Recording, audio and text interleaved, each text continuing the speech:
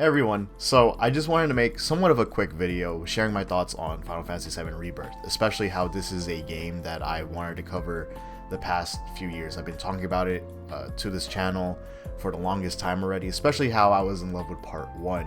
And now that it's here, I've been sort of quiet, and the reason why is that I'm just taking my time and actually just really enjoying the game. And for those who don't know about it, it's about 100 hours long to play if you're actually playing all of the content. Now, I'm no way near 100 hours. I only put in about 44 hours so far into the game, and I'm within the 3rd region, you could say. My goodness, guys, the game is absolutely nuts. Now, I may sound like I'm like overhyping the game and everything, because I do want to let everyone know that the game isn't perfect. It's not the game that you may perceive it to be, but the thing is, to me, especially how I was in love with the with part 1 remake, I was absolutely mind blown how they approached this game. All the complaints that I had with part 1 was sort of fixed, and I'm not even done with the game. You could say I'm still, I guess you say, like, I'm approaching the middle of the game. Before I really dive in deep into this video, I just want to say that this is a spoiler-free video. The reason why is simply because you should go into this game, especially if you were anticipating for this game for the longest time, or if you are very curious of the game. I truly believe that this is a game you should go in as a first-time experience. Like, go in as a blind playthrough with no certain expectations of the game. You shouldn't have any sort of knowledge of like how middle of the game is or late game is. Just go into game blind. Just enjoy it for what it is, especially how there's so much content to really experience. Because I did not believe the reviewers and the content creators, the other content creators that had the early access of this game, and said how there was just so much content to go through. And the reason why is that I just felt like they were just really gassing up the game, and they were just really impressed because it's Final Fantasy VII. A lot of people are in love with Final Fantasy VII in the West. So, you know, I've been in this gaming space for a long time, and I hear a lot of people's opinions, you know, or reviewers about their games of how they really enjoy it. And it's not a bad thing, but like, the thing is, like, you know, when I end up playing the game, it kind of subverts my expectations, and maybe, you know, that's the problem with me when I consume other people's reviews. But people weren't lying when they said that there's a lot of content. I absolutely believe them, because I think I was only in chapter 2, and I was already over 10 hours in. So I was like, oh, okay, I see where this is going. And I don't know how many chapters there are left. I'm in the 3rd region of the map, and the game design of how their overworld is, their free roaming, it's not the greatest. It's something we all seen before, and I'll get into that, you know, later on, but it does its job. And it's fun because it's like, yeah, it's Final Fantasy VII. You get to see how these environments are in the modern day of gaming, but it's also, you see it in HD. These places are very detailed. The maps look actually beautiful. So there's so many pros than cons when it comes to Rebirth. I want to mention is that we're also going to be talking about, you know, the negatives first. I'll try to like not even talk about the positives. It's hard to, because there's a lot of positives that, and especially a lot of things that I praise about this game more than a lot of modern games that I have experienced these past few years already. So this game does a lot of things right for me, and especially on a personal level, and it's especially the fact that it's Final Fantasy. I think this is a special game because of how, well, here I am praising the game once more. But this is a game where Square Enix had their struggles, you know, with this franchise when it comes to exploration, their adventure aspect with Final Fantasy. they sort of try to bring that back in 16, and then obviously 15, it had its struggles as well. And again, those games to me, as much as I did enjoy them, especially like coming from someone who played 15, like sort of vanilla 15, well, not really vanilla 15 if it was updated, but I played 15 before the Royal Edition came out, and I actually enjoyed it, but there was definitely flaws in that game. And then with 16, exploration and gameplay loop, it was sort of lacking on there. So there were things that from those past titles that represent exploration or the adventure aspect of Final Fantasy. It wasn't as satisfying to me. So playing Rebirth, I had not necessarily low expectations, because part 1 was so impressive to me. It's one of the greatest games I played. It was peak for me in 2020. You know, coming into Rebirth and hearing how their challenge was to create an open world, I was like, ooh, you know, I think any game studio, any game developer, they're gonna struggle on creating something that is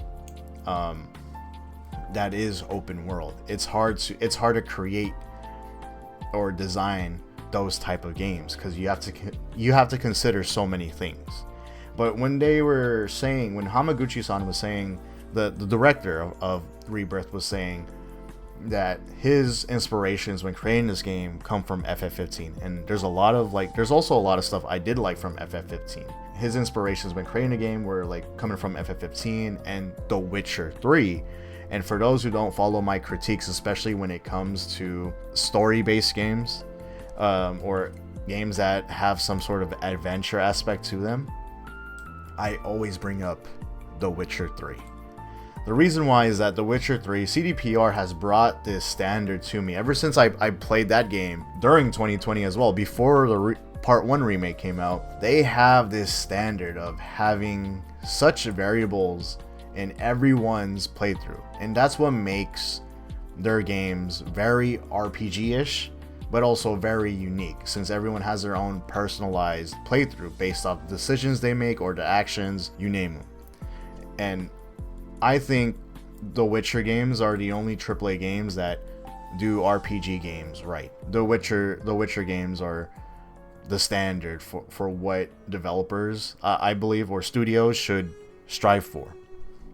So when I heard Rebirth was taking inspirations from certain games like The Witcher 3, I was like, oh, okay, I hope they're about it. I really do. I felt like FF15 didn't necessarily hit the mark right for me, when you compare The Witcher and FF15. Because you could tell what FF15 was inspired by when it comes to The Witcher, and it didn't necessarily feel like that. And that's absolutely fine.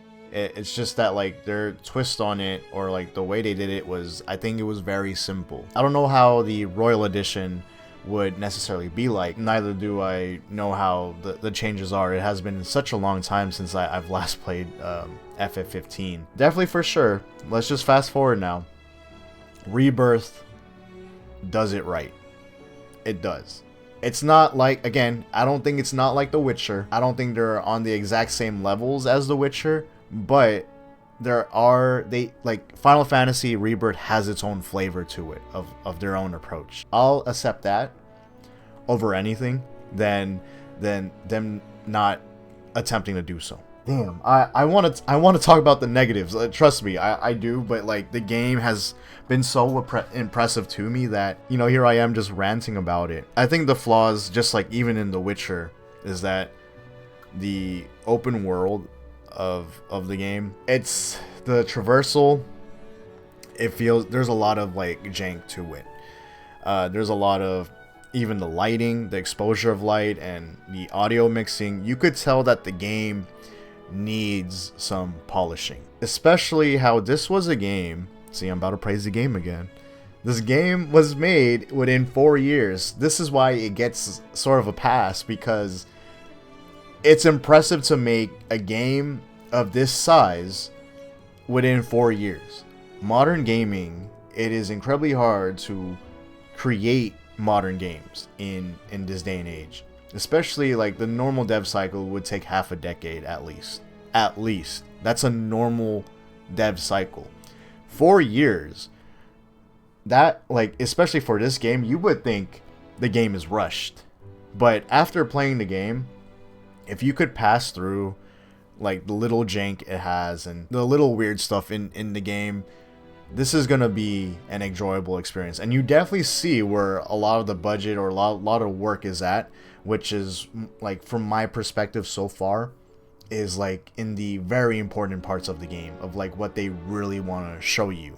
You could really see a lot of the effort, you could see a lot of the polish in these certain areas compared to when you're compared to when you're in the open world. But damn, I gotta stop praising the game for a second and give like my issues currently, and I think I could sort of speak for everyone who has played the game. So the current problems I really have is that you'll start to notice it a lot when you start doing your open world experience, where you start roaming around, start trying to mansole over stuff, you try to like just explore in general, because the way you and the party kind of go through these rocky terrains, because that's what it is. These terrains and the open world map, they're so detailed and they have a lot of things that are in your path.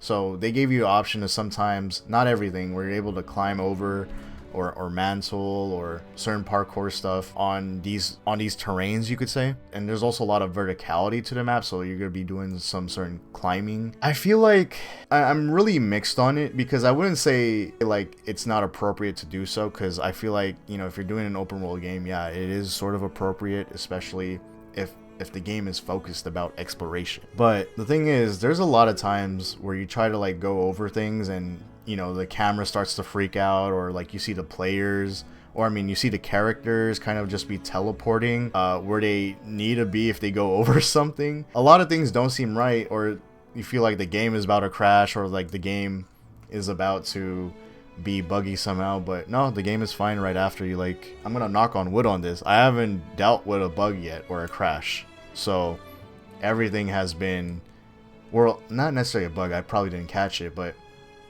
I haven't dealt with a crash yet.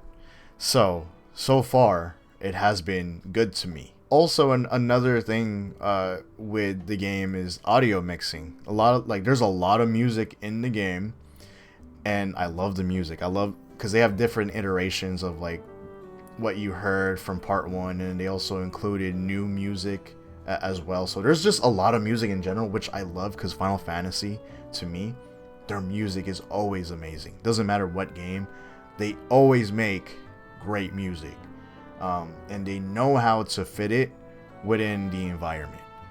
They always know how, whether you're gonna be in a battle, whether you're just in a town, whether you're just exploring, they just know what to do. They just know what music fits in the right mood for certain scenarios. But the thing is, when you're roaming around and you're trying to hear dialogue, they did give sound options to kind of, for you to kind of balance the audio, but like I haven't attempted to do so. But you know, just on default settings, the audio mixing is not the greatest, because music is loud a lot of the times, kind of goes over the dialogue when characters are talking, especially if you're doing side quests. It's very noticeable, and you're trying to hear out the characters, but then you just hear the music blasting in the background. It wasn't like a big problem to me, because I was able to pass through it, because I had subtitles and I was still able to hear the characters.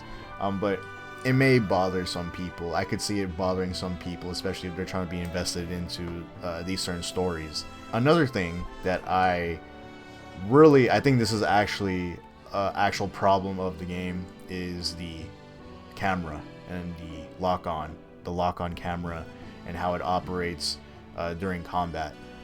Especially, it's one of the most important gameplay mechanics to have in the game, because that's the core gameplay is you being in combat. The camera, I don't know what happened. I didn't have big issues with the camera in part 1 from what I remember. Ever since I played the demo, and maybe even like I really noticed it when I obviously was playing the first hours of the game, of the full game.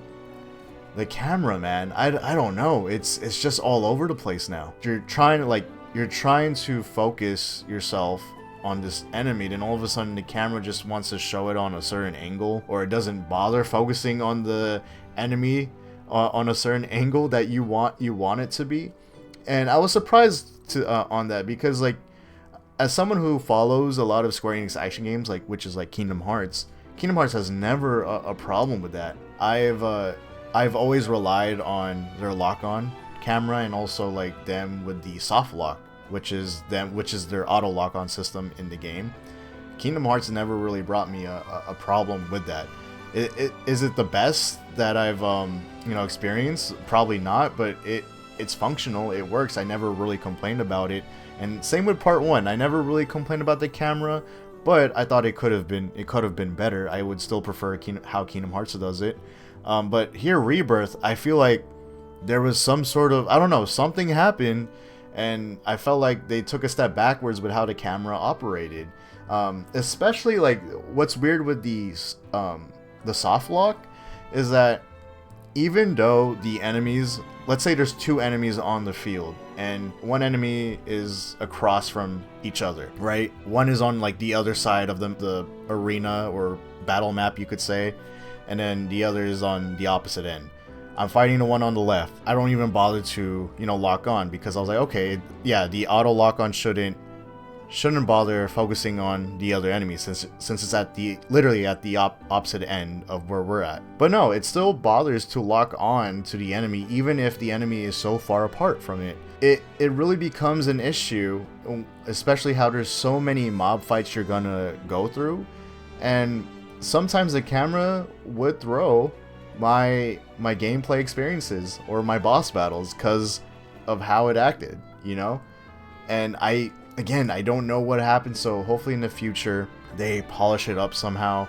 And for those who are saying, oh, you should change up your camera settings, yes, I did change up my camera settings, and I even watched Blitz's video. For those who know Blitz, he's like a FF7 content creator. I watched his video about the camera. I'm on that exact same settings, and it's still not the greatest, honestly, for me. So far, like, what ruins the experience for me is the camera right now. It's really the camera when you're in combat.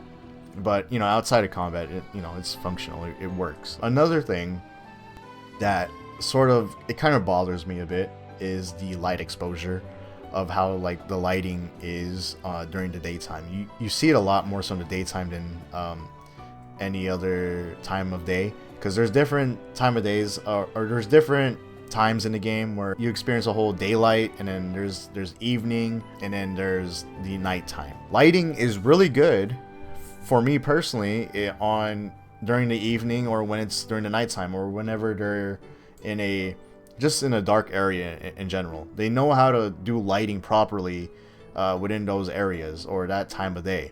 But when it comes to lighting during the day, the light exposure is too much exposure, and sometimes the screen gets it acts up way too much with its brightness, where it literally flashes the screen as you're just traveling, as you're going inside a place, or you're going outside a place, or just overall when you're just exploring around. You're just gonna have sudden exposure of light on your screen, and it sucks because it's such a beautiful game. There's so much beautiful things to experience, but the thing is, the light exposure kind of ruins it. Would I say that's like one of the biggest problems in the game? No, I think the biggest problem so far is the camera when you're in combat.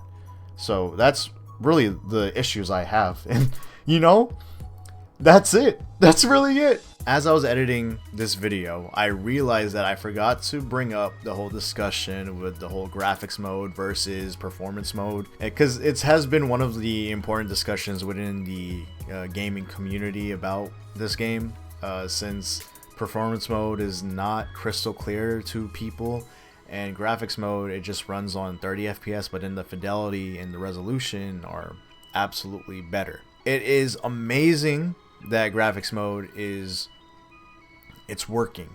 It's doing what it's supposed to do. And also same with performance mode. It runs a good 60 frames. I don't think I really be dropping frame rate. There was literally this one segment when, actually I'm not gonna even talk about it. I ain't trying to spoil. I mean, it's not a big spoiler, but still. There was a certain segment in the game where frame rate was dropping, for sure. It was super noticeable, but like, it was only for a short period of time, and the segment wasn't as like important at that moment. So I've been playing performance mode since I started my playthrough. I even played performance mode for the demo. I really had no big criticism on it, simply because like my eyes and my mind, my head cannot handle 30 FPS because of various reasons. Like I talked about it before, I think in my Spider-Man critique, where it was so important to me to have like options for performance settings and graphic settings in Spider-Man, especially utilizing the VRR, because if we were just stuck with 30 FPS, I think, especially when the motion blur wasn't the greatest, it would have been a problem, because I do get somewhat of a maybe motion sickness, maybe, or just like I do get headaches when I am playing on lower frame rate, especially when it is an action game. I know about this a lot because when I was playing, you know, back in the day with the PS4, when many of the Yoxi games were capped on 30 FPS because they were running on a brand new engine, and then they had new graphics and everything, their motion blur, and then it running on 30 FPS, it was not the greatest experience at all. And the Yoxi games are one of my favorite games of all time, so I was having a really bad visual experience where it was causing me to have a headache and maybe potentially motion sickness. I don't know what to really say, because I'm not the type of person to have motion sickness, so I'm just gonna say like I had a headache after playing in a certain period of time. Performance mode for Rebirth wasn't bad at all to me. There are some few tweaks that you could do by putting up, if you have a 1440p monitor or TV, if you put the game, your PlayStation on 1440p resolution and then play the game, you're not going to really have any sort of blurriness, like the blurriness effect to the game, because right now that's what performance mode issue sort of deals with right now. It is noticeable, like when you start playing the game more, like the sort of blurry resolution kind of bothers you time to time, but there are moments where the game does look still fine. It still operates how it was on the PS4 or like for Intergrade, and if you could get past through the blurriness like me, there's really no big issue. And I did like a comparison for my monitor, you know, on my end with graphics mode, where I would like constantly like switch back. Like if you look through my VODs or my playthrough, I'm constantly switching back on graphics and performance mode to see if my eyes could catch a big difference. And to be honest with you, it really doesn't. I mean, yeah, I could see blurriness in performance mode, but like it's not too blurry where it ruins the experience, if that makes sense. Yes, the blurriness is there, but when you see the 60 FPS and you see the game moving, looks so good. It looks so good, and the game still represents what it's supposed to look on performance mode. That's what's even more impressive, especially how the whole overworld does not have load times. The only time you have load times is on certain segments of the game, like very few segments, and at the same time when you enter the combat simulator mode, which is Chadley's like battle arena for you, where you grind out to get your summons or just fight like other enemies and stuff for, you know, gameplay stuff. So, and that's because you're literally going to a whole different, you know, area of the game. It's a simulator. So the whole issue that people are talking about, it's not really a big deal, especially as someone who can't deal with 30 FPS. I personally don't even like 30 FPS anymore. I just can't, you know, deal with it. But especially like I played on FF16, like my first I would say my first half of the game I was playing on graphics mode for FF16, and I was absolutely fine with it. But when I compared it to performance mode and played the game on the second half, for the second half of the game, I didn't really notice a difference, and the game still represented what it was supposed to look. It looked beautiful, and it was running on 60 FPS when you're in battle. So that's what matters to me.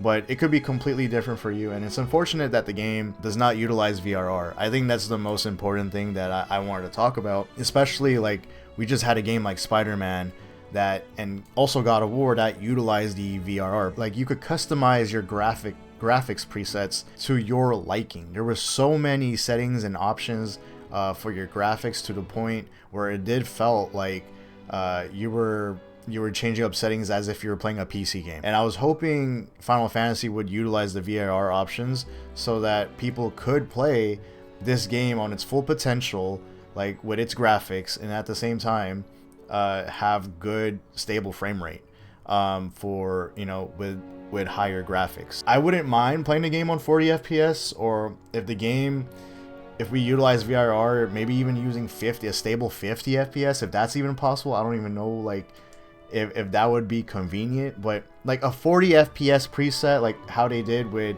past exclusive Sony titles, the 40 FPS, and then having good fidelity, graphic fidelity and resolution, I would really love to see that in the future if that is possible. If not, I'm excited for the PC release if that actually happens. But personally, the performance mode is fine.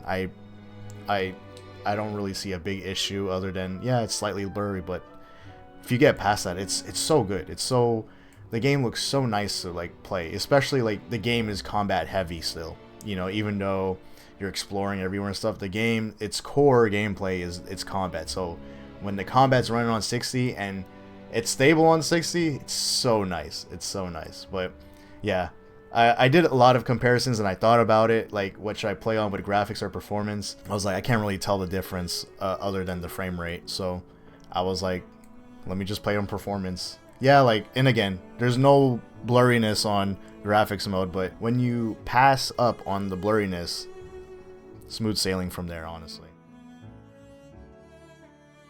Like so far, I've been having I've been having such a fun time, because this is the game I wanted when Part 1 came out. My issues I had with Part 1 is that it lacked much more interaction and other things to do. Because the thing is, at the time during 2020, I did somewhat compare The Witcher with FF7 Part 1 remake, but I wanted them to have similar mechanics like The Witcher 3 at that time.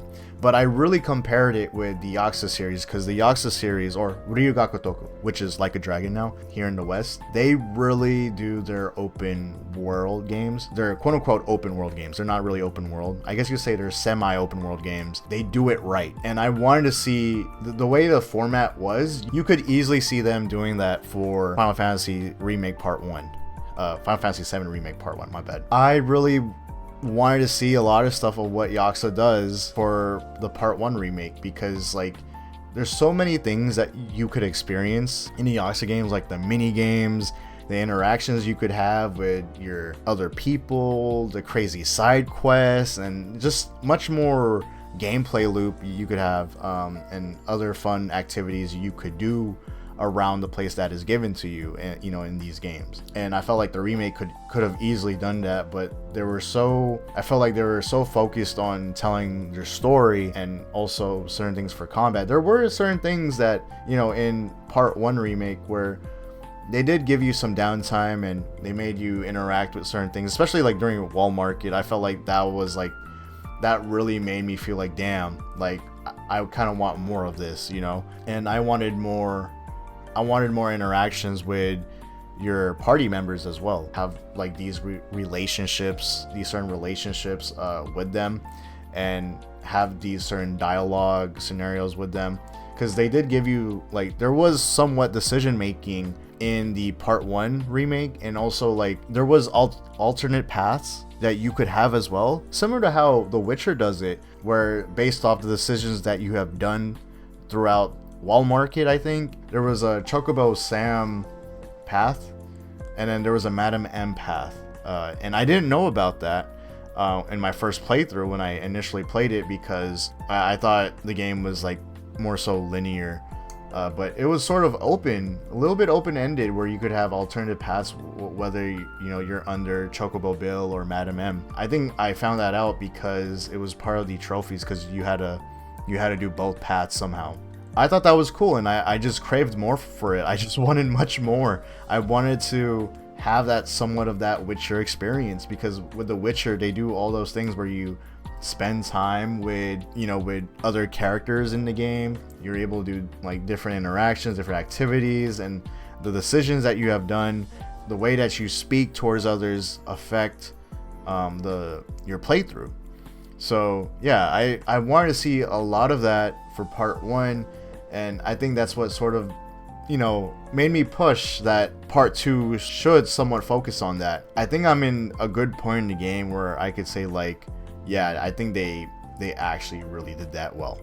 Again, like I said, I don't think it's nowhere near on the same level as The Witcher 3, but it is good in its own way, and it's very appropriate of them to do so. It makes everyone's experiences different, and even it adds much more replay value to your playthroughs, because you could experience so many different things. Like, again, I'm only 40 hours in, but there's a lot of decisions that I have done where I'm curious to like, what will the other decisions or what the character reactions would be like if I did this decision, or if I said this to them.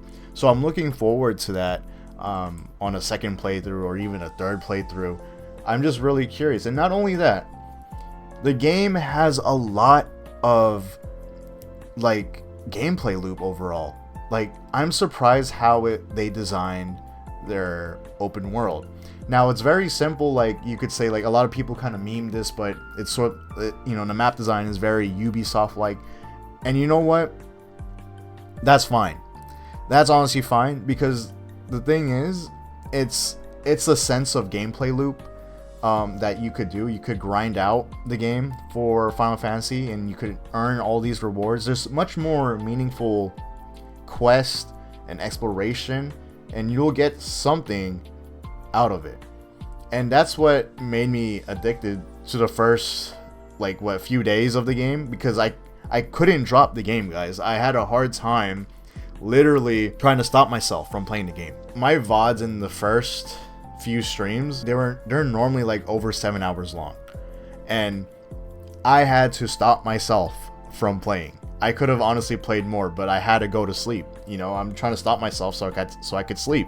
The game overall knows its gameplay loop, its replay value, and I'm excited already to do a second playthrough. Despite where I'm at in the game, I'm not even close to finishing the game, and supposedly it's 100 hours long, and there's a lot more content later on in the game. So I really don't know what to really expect, and if they somehow to still surprise me, because like they recently surprised me, because I reached the point in the game where there's a certain thing that I really wanted to see in the game, this certain area, and I was so amazed. I was so amazed, and I might do a separate video talking about it, with, you know, talking about it or showcasing my reaction to you guys. I was so amazed on seeing it, and I was like really enjoying it. I was really feeling it, and I was like, this is the type of immersion I like to see from this game. I don't know what else to say. See, like, I'm literally speechless, because if you were to tell me all this stuff would happen within 4 years ago, I just simply wouldn't believe you. First of all, I wouldn't believe that the game would be made within 4 years. Second of all, I didn't think literally all the complaints that I have of part 1 would actually come true. Third of all, the fact that the game is very long. And the reason why, I know like there are discussions about games shouldn't be as long, and I'm completely fine with games, you know, not being long, and I prefer quality over quantity. But this game has both. It has quantity and it has quality. Not every single thing will impress you, but I'm pretty sure most of the time it will impress you. You know, a lot of things make up for this or that, but I've been having fun. Especially how, for me, modern gaming hasn't been the best personally to me, because I feel like we've forgotten about how games are not necessarily games anymore. They're more so becoming like Hollywood movies, or they're just becoming like, you know, them telling much more story into them than actually focusing on what makes their game fun. And that's completely fine if studios want to make that, or developers want to make story-based games rather than gameplay-based games, right? I'm not against the idea. It's just that modern games that we grew up with, that we followed for a long time, don't necessarily would do that, you know? That's why I really love Spider-Man 2, is because, like, not only it tells a story, a good story, but it also tells, it also showcases that it's a video game. You could have fun. You could keep playing it. And Rebirth is the exact same thing, where it's very cinematic. The cutscenes, the quality of the cutscenes are amazing. The quality of the game overall is amazing. There's problems, but the gameplay is so fun. There's a gameplay loop. There's a gameplay loop in the open world in each region. I'm only in my 3rd region of the game. So not only you experience one map, but you're gonna experience much more maps in the game. And not only that, like, you're experiencing like all these decision makings that, you know, again, it's not like very in-depth decision making, but you're gonna have somewhat of a personalized playthrough. You're gonna go through a lot of the meaningful quests that you could do, that's based off certain characters. You could bond with characters doing certain side quests. You could do these quests that have meaningful gameplay rewards to them. All around, Square Enix knew. They actually knew what the hell to do with a lot of stuff. I feel like a lot of things that you do in the game have some sort of meaning, and which is why each region I go to, I do my best to 100% them. Now, I don't know if the game is going to go ahead and give me much more quests and go back to those regions again. I kind of hope so, and you know, just to experience much more content, not gonna lie, and see new things. But if that doesn't happen, that's completely fine, because again, you know, they take at least 10 hours for me to finish them, or 5 to 10 hours to finish them, and I'm so content. I'm so content with how FF7 is, and Part 1 was just such a dream game to me. I was so impressed, because it also reminded me of what I loved of many games, and how I saw them back in the 2000s, and that's really, really hard to do. That's really reaching, you know? Again, that's all in my head that has come true now. So Rebirth kind of just capitalized on what I wanted, and it's present. It's like, god damn. I was like, I don't know what they did. I don't know how the development process is. I hope everyone at that studio, all the developers there, they get a raise, they get some sort of special treatment. They truly deserve everything. They really do, because they got this right for me. So that's pretty much what I have to say about Rebirth. I don't think I have much more else to say, because if I would say more stuff, it would be spoilers, and maybe we're gonna have another discussion of this. But consider this a first impressions. Consider just my thoughts so far on Rebirth, and I hope you guys, you know, stop by my stream on Twitch. I understand if you're playing the game, don't bother. I understand. But for those who are curious of the game and want to check me out on my playthrough, I'm always live streaming the game whenever I go on around the evening, so check it out. Around like 5 to 7 Pacific Standard Time. So check me out on Uzora Dreams on Twitch. But for those who have enjoyed the video, comment down below how you guys think about it. I want to hear your guys' opinions, and feel free to share your thoughts so far on the game if you are currently playing it. But also, please do not spoil it for anyone in the comment section. I've been enjoying it so far, and I'm really curious if everyone feels the same. So comment down below. Also, remember to drop a like and subscribe. Any support to the channel is much appreciated. I would love you guys to support the video.